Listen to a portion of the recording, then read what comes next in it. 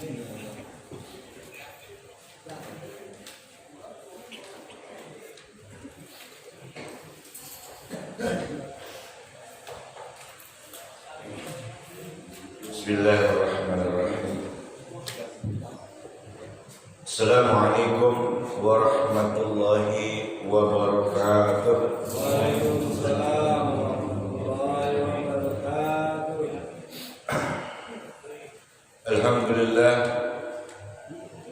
Alhamdulillah rabbil alamin wa bihi nasta'inu ala umuri dunya waddin.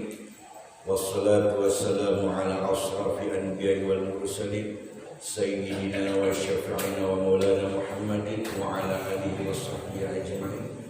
Asyhadu an la ilaha illallah wa asyhadu anna Muhammadar Rasulullah. Allahumma salli wa sallim ala sayyidina wa syafi'ina wa maulana Muhammadin wa ala alihi wa sahbihi ajma'in. Amma ba'd. Rabbana atina min ladunka rahmatan wa hayyi lana min amrina rashada. Rabbana zidna ilman walhiqna bis salihin. Rabbi ishrah li sadri wa yassir li amri wahlul 'uqdatam min lisani yafqahu qawli. Subhanaka la ilma lana illa ma 'allamtana innaka antal alimul hakim. Rabbi a'udzu bika min hamazati syayatin wa a'udzu bika rabbi an yahdurun. Shadaqallahul azim. Ikhwatal iman rahimani wa rahimakumullah jami'an. Alhamdulillah sehat semua ya Pak. Alhamdulillah rabbil alamin. Segala puja dan puji hanya milik Allah Rabbul Alamin. Kita selaku hambanya memang sudah pantas dan selayaknya bersyukur kepada Allah atas berbagai nikmat yang telah diberikan oleh Allah kepada kita. Yang terutama, yang paling utama nikmat iman, nikmat Islam, nikmat sehat dan panjang umur, sehingga kita masih diberikan kesempatan oleh Allah untuk bisa sholat subuh berjamaah di Masjid Al-Barakah ini dalam rangka memenuhi panggilan Allah, yaitu mendirikan sholat berjamaah. Semoga setiap langkah kaki kita, niat kita dan sholat kita menuju masjid manapun, musolah manapun, intinya berjamaah sebagaimana yang dianjurkan oleh Nabi kita Muhammad SAW. Mudah-mudahan itu menjadi catatan amal sholat kita di hadapan Allah Subhanahu wa Ta'ala. Amin ya rabbal alamin. Salawat beserta salam semoga Allah masih tetap mencurahkan kepada Nabi kita Muhammad sallallahu alaihi wasallam beserta para keluarganya, para sahabatnya dan juga kita selaku umatnya yang insya Allah senantiasa taat, tunduk patuh kepada Allah, aturan-aturan Allah, rambu-rambu Allah, dan juga kita taat di atas ittiba sunnah Rasulullah sallallahu alaihi wasallam, yang mana insya Allah kita akan mendapatkan syafaatul ujma yaumil qiyamah nanti dari Nabi kita Muhammad sallallahu alaihi wasallam. Amin ya rabbal alamin. Ikhwatul iman rahimani wa rahimakumullah jami'an. Masih dalam kajian dosa-dosa besar. Mudah-mudahan kita terhindar dari dosa besar dan mudah-mudahan kita selalu dibimbing dan dipandu oleh Allah Subhanahu wa Ta'ala agar kita menjauhi dari segala macam dosa-dosa besar. Kali ini Al-Fakir mengangkat tema Al-Kabiratu Mawaddatu A'da'illah, yaitu dosa besar mencintai musuh-musuh Allah.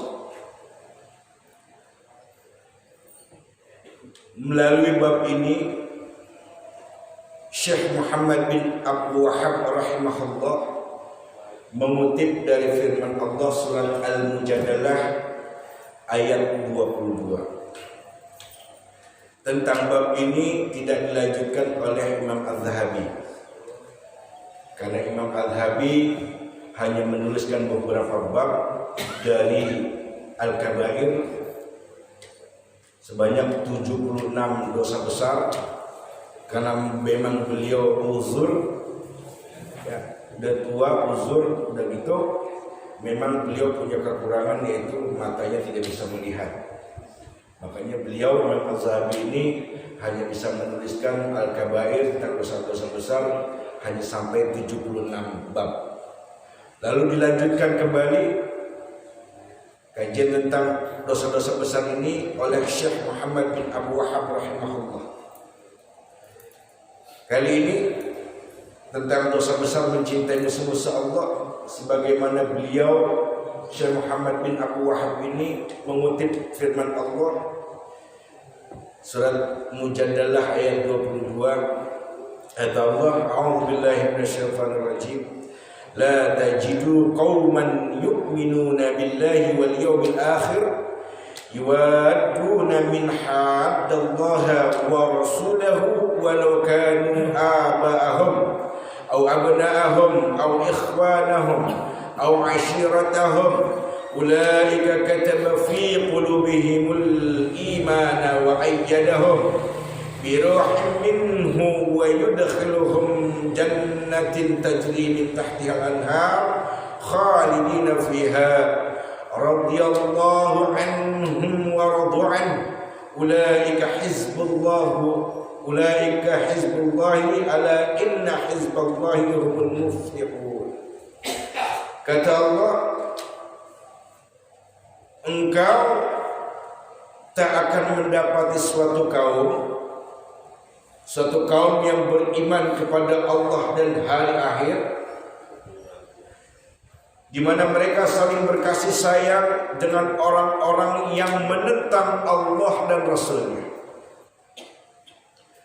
Sekalipun orang-orang itu adalah bapak-bapaknya, anak-anaknya, saudara-saudaranya, ataupun keluarga mereka semua,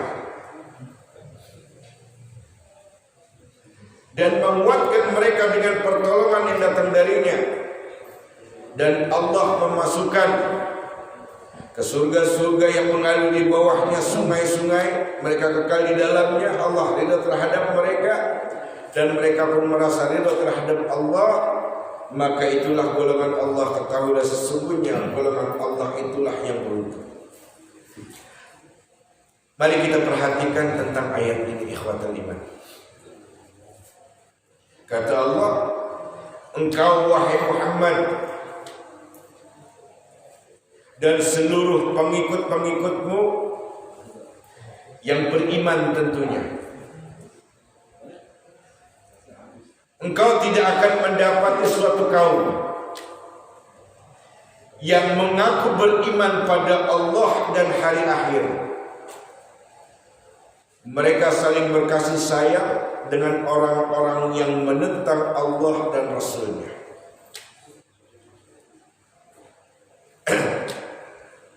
Jadi Nabi Muhammad diingatkan oleh Allah Subhanahu wa taala bahwasanya dari seluruh pengikutnya orang-orang yang beriman tidak akan mendapati suatu kaum yang mengaku beriman pada Allah dan hari akhir. Mereka saling berkasih sayang dengan orang-orang yang menentang Allah dan Rasul. Ini terjadi di akhir zaman. Banyak dari kalangan orang-orang beriman yang mengaku beriman, tapi malah mereka menyukai, bahkan mencintai sosok orang-orang yang menentang Allah dan Rasul-Nya.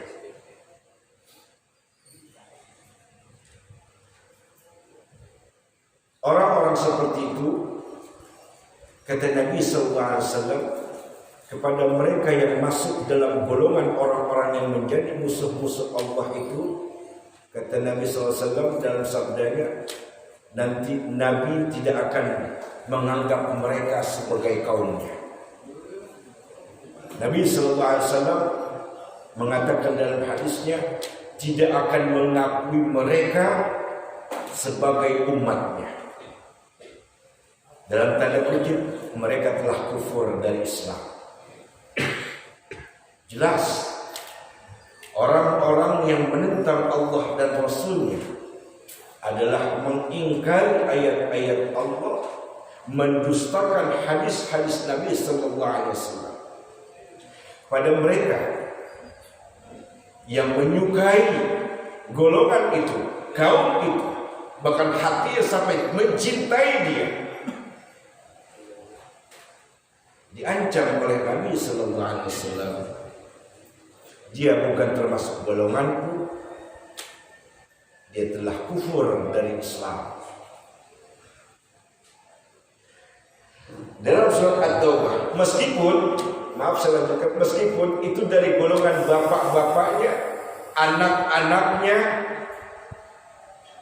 saudara-saudaranya, kerabat-kerabatnya, kalau mereka masih hatinya mencintai orang-orang yang menjadi musuh Allah dan Rasul-Nya, maka ini tidak bisa dijadikan sebagai saudara dalam Islam.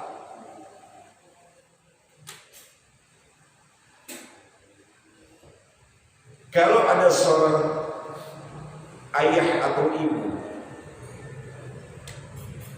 yang melarang anaknya untuk datang ke masjid atau ke mushola, sholat berjamaah atau ngaji di majelis ilmu yang ada di masjid-masjid, ada orang tuanya, ibu atau bapaknya yang melarang, itu menjadi musuh Allah, bapak atau ibunya.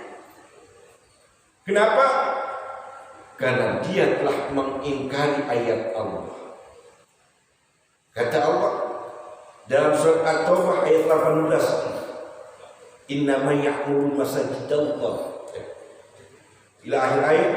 Sesungguhnya orang-orang yang beriman kepada Allah dan hari akhir, mereka lah orang-orang yang memakmurkan masjid-masjid Allah, rumah-rumah Allah, untuk sujud secara berserentak, menimba ilmu. Ada di zaman sekarang seperti itu. Orang tuanya melarang anaknya datang ke masjid, alat katanya itu kumpul-kumpul, nanti terserang corona. Orang tua semacam itu telah menjadi musuh Allah Subhanahu wa ta'ala. Ketika anaknya tidak patuh terhadap orang tuanya yang melarang itu, maka tidak berdosa. Tidak berdosa. Karena dia lebih mencintai Allah ketimbang orang tua. Lebih mencintai Allah ketimbang orang tua. Boleh kita patuh, tunduk, taat kepada kedua orang tua, tapi kalau melanggar aturan Allah dan Rasul-Nya bagi orang-orang tua, tinggalkan. Jangan didengar. Kalau ada orang tua yang melarang, melanggar aturan-aturan Allah, anaknya nggak boleh ke masjid, sholat berjamaah, nggak boleh duduk di majelis ilmu yang ada di masjid atau di musala-musala, boleh itu untuk tidak dipatuhi. Kalau ada orang tua yang melarang seperti itu tidak benar. Karena orang tua seperti itu telah mengingkari ayat-ayat Allah, dan Allah langsung memvonis dia musuh Allah dan Rasul-Nya. Dalam surat At-Taubah ayat 24, masih berkenaan dengan bab ini, kata Allah, A'udzu billahi minasyaitonir rajim.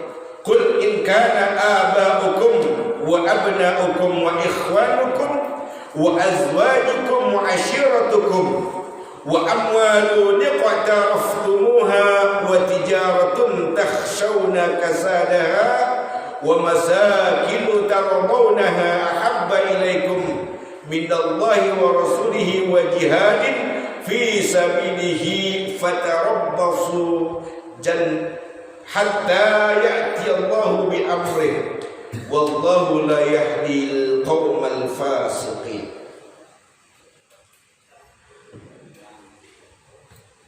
Katakan wahai Muhammad kepada pengikut-pengikutmu, umatmu, kata Allah,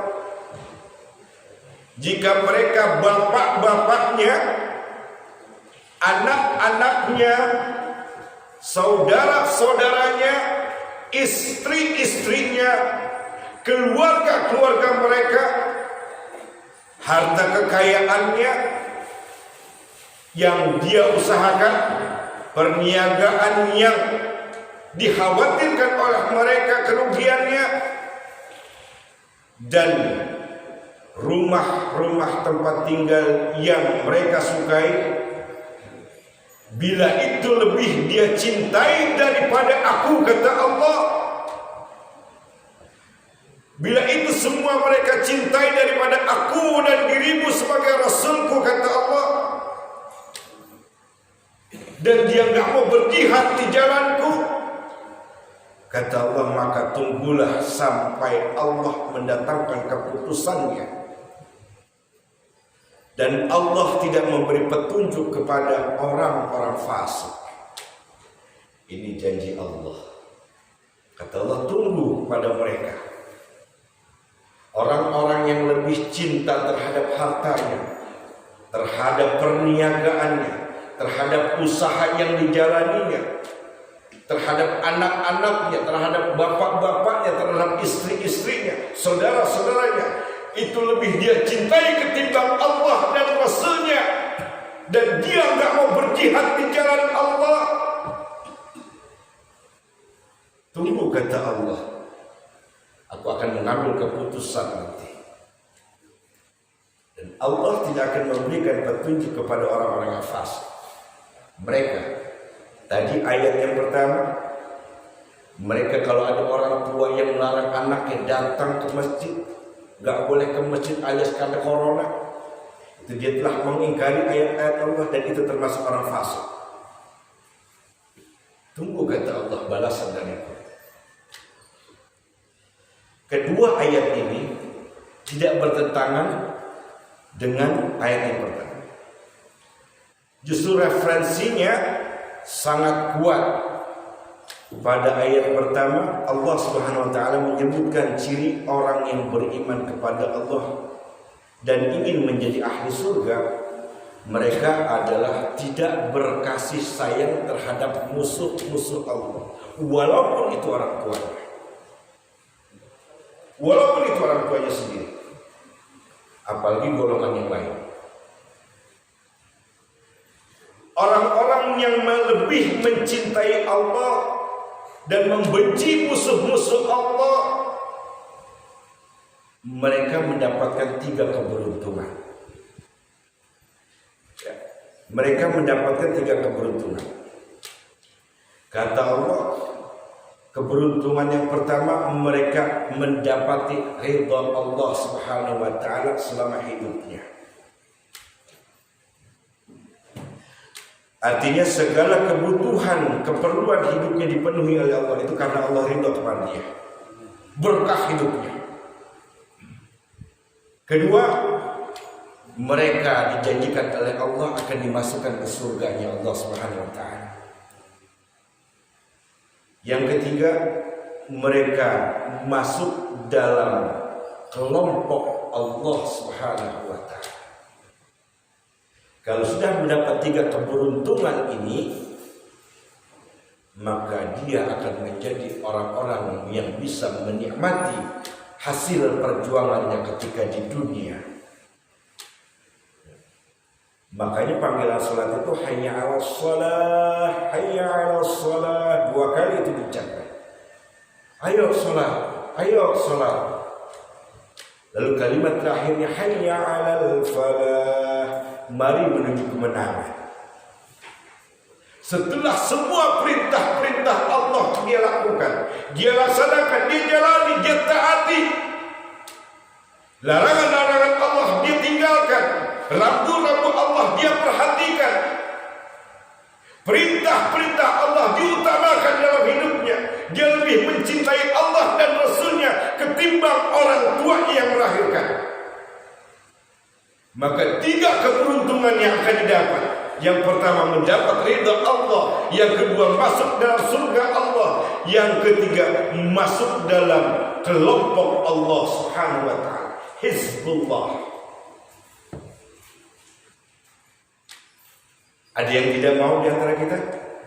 masuk dalam kelompok Allah. Kalau ada yang tidak mau, sengsara dia dunia wal akhirat. Kalau Allah sudah katakan membenci orang yang menjadi musuh-musuh Allah, wajib hukumnya. Wajib hukumnya. Nah, ikhwatul iman, rahimani wa rahimakumullah jami'an. Bahkan di dalam ayat lain Allah Subhanahu wa taala berfirman, "Wa la tarkanu illa alladhina zalamu fatamassakumun nar wa ma lakum min dunillahi min awliya'a thumma la tunsarun." Jangan kalian cenderung kepada orang-orang zalim. Jangan kalian dekat dan cenderung bahkan cinta kepada orang-orang yang zalim, sehingga kalian disentuh oleh api neraka, dan sekali-kali kalian tidak mempunyai seorang penolong pun selain Allah. Kemudian kalian tidak akan diberikan pertolongan. Di antara kita, umat Nabi Muhammad sallallahu alaihi wasallam yang mengaku beriman, di akhir zaman ini ada sebagiannya yang mencintai musuh-musuh Allah. Ketika dia mencintai musuh-musuh Allah, sampai rela mengorbankan dirinya, hartanya untuk membela orang itu, maka nanti di yaumil akhir dia akan dimakan oleh api neraka. Dan tidak ada yang menolong.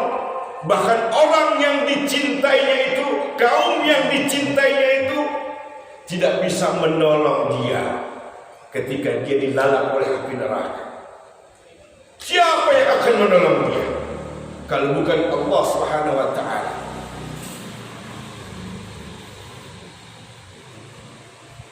Akhir zaman ini sangat luar biasa. Kemaksiatannya sangat luar biasa akhir zaman. Sampai berani melanggar aturan Allah dan Rasulnya. Orang dilarang ke masjid, sholat nggak boleh berapat-rapat. Sangat berani, luar biasa beraninya mengatur Allah, aturan Allah.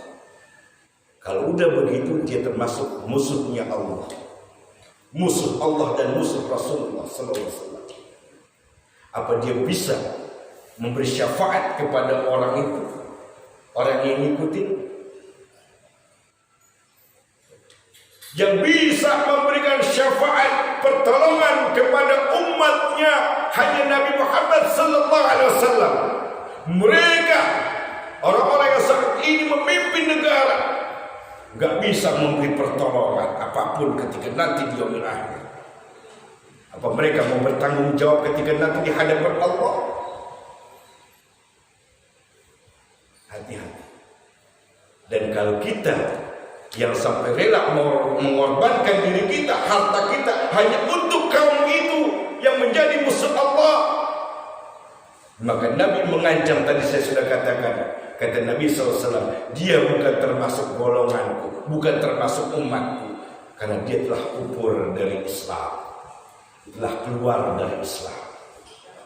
Orang-orang yang menjadi musuh Allah, yang mengingkari ayat-ayat Allah, mengingkari sunnah-sunnah Rasulullah, mereka sebetulnya telah keluar dari Islam,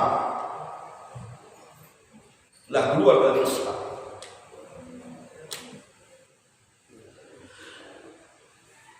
Lalu siapa yang menjadi musuh-musuh Allah itu?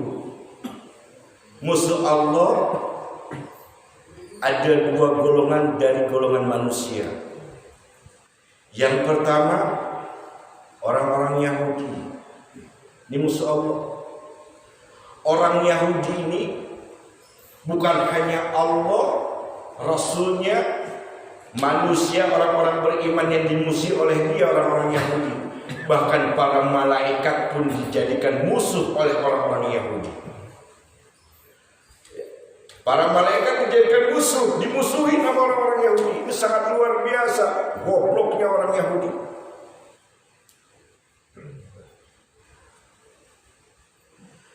Lalu golongan manusia yang kedua, dari kalangan orang-orang yang mengaku Islam tapi diragukan keislamannya. Siapa dia? Yang pertama, orang-orang munafik. Orang-orang munafik, orang-orang fasik, lalu orang-orang Syiah. Syiah ini tidak semuanya. Ada sebagian namanya Syiah Gulat. Syiah Gulat ini ya, kalau sholat tangannya nepuk-nepuk pahanya. Kalau sholat, ciri orang Syiah Gulat ini kalau sholat nepuk-nepuk paha sambil berkata khanal amin, khanal amin. Telah berkhianat al-amin, maksudnya Jibril. Telah berkhianat Jibril, kata orang-orang Syiah Gulat itu. Lagi sholat sambil ngomong begitu. Kenapa dia katakan begitu? Semestinya wahyu yang Allah turunkan itu bukan buat Muhammad, tapi buat Ali. Buat Ali, bukan buat Muhammad. Orang Syiah Gulat ini tidak mengakui Nabi Muhammad sebagai Nabi. Justru dia hanya mengakui Ali yang menjadi nabinya. Makanya dia bilang Jibril berkhianat, Jibril berkhianat. Khanal amin, khanal amin.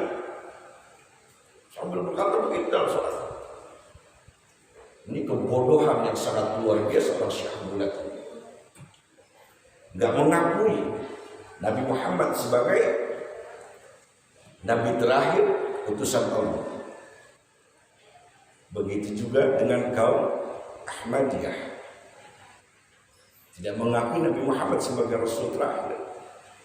Bahkan dia mengakui Mirza Ghulam Ahmad sebagai nabinya. Itu kan umat-umat yang bodoh yang begitu. Belajar di mana mereka? Bukan dengan wali-wali Allah mereka belajar, tapi dengan wali-wali setan dia belajar.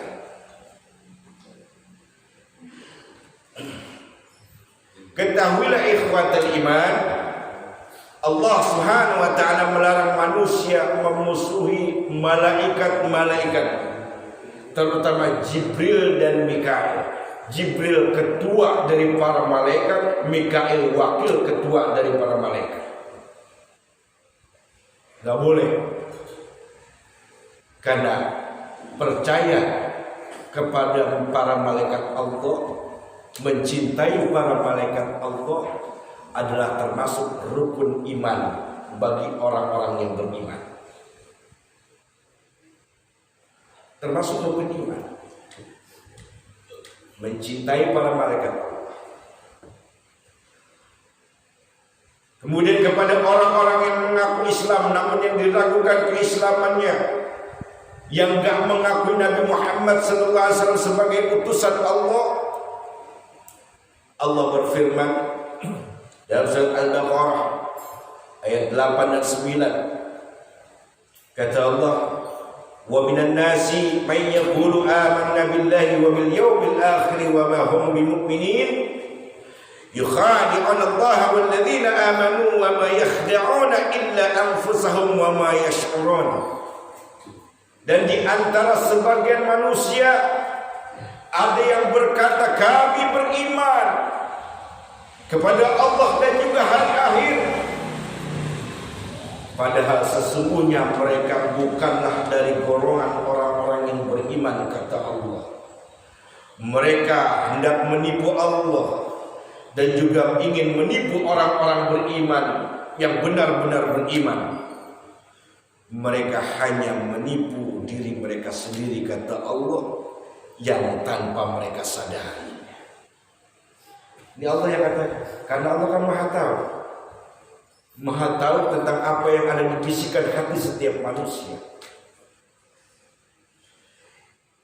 Lalu di dalam surat Mumtahanah, Allah katakan, ya ayyuhalladzina amanu la tattakhidhu aduwwi wa aduwwakum awliya tulquna ilaihim bil mawaddati wa qad kafaru bima ja'akum minal haqq.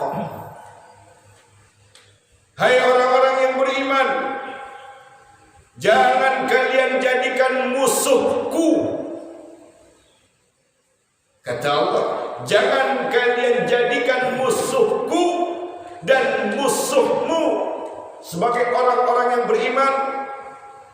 Mereka engkau jadikan teman-teman setia, sehingga kalian sampaikan berita-berita tentang Muhammad, tetap mereka akan mengingkari Muhammad. Ini kata Allah, mereka tetap akan mengingkari Muhammad.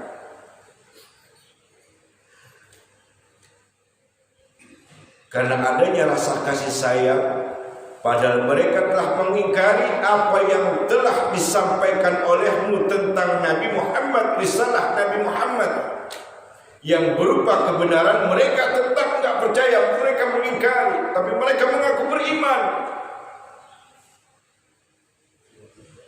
Wa may yaf'alhu minkum faqad dhalla sawa'as sabil. Dan bagi siapa yang melakukannya, mencintai musuh-musuhku, kata Allah, dari sebagian di antara kalian, faqad dhalla sawa'as sabil, maka sungguh dia telah tersesat dari jalanku yang lurus, kata Allah Subhanahu wa ta'ala. Mereka yang begitu besarnya pengorbanannya kepada kaum yang menjadi musuh Allah, sampai hartanya rela dikeluarkan untuk membela musuh-musuh Allah, tersesat udah hidupnya dari jalan yang lurus. Kemudian menjadi musuh Allah yang ketiga, ini dari golongan iblis dan juga para pendukungnya, termasuk para ahli maksiat, para dukun, para penyihir, penyamun. Karena mereka ini adalah juru bicaranya iblis. Ketahuilah ikhwatul iman, syaitan dari kalangan jin adalah makhluk terlaknat dan dilaknat oleh Allah Subhanahu wa ta'ala. Mereka enggak punya kekuatan, mereka enggak punya kedudukan di atas muka bumi ini. Jangan pernah minta tolong kepada iblis dan para pengikut-pengikutnya, karena mereka orang-orang terlaknat, makhluk-makhluk terlaknat. Jangan pernah pula untuk berinteraksi dengan mereka, ya, para juru bicara iblis. Karena makhluk yang terlaknat ini nggak punya kekuatan, nggak punya daya, ya, dan nggak punya kedudukan di atas muka bumi. Allah berpesan kepada kita selaku anak cucu Adam di dalam surat Al-A'raf ayat 27, kata Allah, ya bani Adam, la yaftinannakum syaitan kama akhraja abawaikum minal jannah. Wahai kalian anak cucu Adam, jangan kalian sampai tertipu oleh syaitan, sebagaimana dia telah menggelincirkan ibu bapakmu dari surga, yaitu Adam dan Siti Hawa. Innahu yarakum huwa wa qabiluhu min haitsu la tarawnahu. Sesungguhnya dia dan para pengikutnya bisa melihatmu dari suatu tempat yang kalian tidak bisa melihat mereka. Dia bisa melihat kalian, kita nggak bisa melihat dia. Hati-hati, kata Allah, syaitan adalah musuh yang nyata bagi orang-orang yang beriman. Mudah-mudahan kajian ini ada manfaatnya bagi kita semua. Wabil khusus untuk diri Al-Fakir yang menyampaikan, mohon maaf bila masih banyak terdapat kekhilafan, kesalahan dan kekurangan. Terlebih utama hamba yang fakir dan dhaif ini memohon ampun kepada Allah Subhanahu wa taala. Dan Al-Fakir mohon dibukakan pintu maaf yang seluas-luasnya bila masih banyak terdapat kekeliruan, kesalahan dan kekhilafan. Mari kita tutup kajian ini dengan membaca doa kepada Allah Subhanahu wa taala. Al-Fatihah. Bismillahirrahmanirrahim. Alhamdulillahirrahmanirrahim. Iyyaka na'budu wa iyyaka nasta'in. Shiratal mustaqim. Shiratal ladzina an'amta 'alaihim ghairil maghdubi 'alaihim waladdallin. Bismillahirrahmanirrahim. Alhamdulillahirabbil alamin. Subhanaka la nuhsi thanan 'alaika anta kama athnayta 'ala nafsik. فلك الحمد حتى ترضى ولك الحمد إذا رضيت ولك الحمد بعد رضا. اللهم صل وسلم على سيدنا محمد وعلى آل سيدنا محمد. اللهم إنا نسألك إيمانا كاملا ويقينا صادقا حتى علم أنه لا يصيبنا إلا ما كتبت لنا وعلما نافعا وقلبا خاشعا ولسانا ذاكرا ورزقا واسعا وحلالا طيبا وعملا مقبولا وتجارة لن تبور. اللهم إنا نعوذ بك من عذاب جهنم ومن عذاب القبر ومن فتنة المحيا والممات ومن شر فتنة المسيح الدجال. اللهم أحسن عاقبتنا في الأمور كلها وأجرنا من خزي الدنيا وعذاب الآخرة. اللهم إنا نعوذ بك من جهد البلاء ومن درك الشقاء ومن سوء القضاء ومن شر تهين الأعداء. اللهم اجعل خير أعمالنا آخرها وخير أيامنا يوم لقائك. اللهم اجعل خير أعمالنا آخرها وخير أعمالنا خواتمها وخير أيامنا يوم لقائك. ربنا لا تزغ قلوبنا بعد إذ هديتنا وهب لنا من لدنك رحمة إنك أنت الوهاب. ربنا آتنا في الدنيا حسنة وفي الآخرة حسنة وقنا عذاب النار. وصلى الله على سيدنا محمد وعلى آله وصحبه وسلم. سبحان ربك رب العزة عما يصفون. السلام على المرسلين والحمد لله رب العالمين. سبحانك اللهم وبحمدك أشهد أن لا إله إلا أنت أستغفرك وأتوب إليك. ثم السلام عليكم ورحمة الله وبركاته.